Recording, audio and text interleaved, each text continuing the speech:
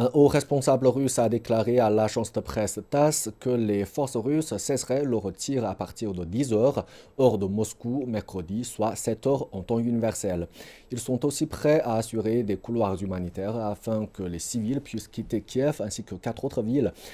Le responsable russe a déclaré que des informations sur ces 5 corridors seront envoyées à la vice-première ministre ukrainienne Irina Vereshchuk. Le président ukrainien Volodymyr Zelensky a déclaré à ABC News que l'Ukraine était prête à engager un dialogue avec la Russie sur les garanties de sécurité, l'avenir des régions de Donetsk et Lugansk et de la Crimée. Il a aussi déclaré que l'Ukraine doit avoir un accord de sécurité collective avec tous ses voisins. Les victimes civiles sont devenues l'une des plus grandes préoccupations au milieu du conflit. Le Bureau des droits de l'homme des Nations Unies affirme avoir comptabilisé plus de 1300 victimes civiles en Ukraine jusqu'à présent. 474 ont été tués et plus de 800 ont été blessés.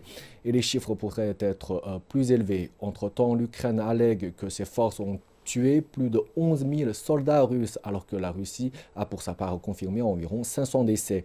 Sur le plan économique, davantage de marques ont suspendu leurs activités en Russie.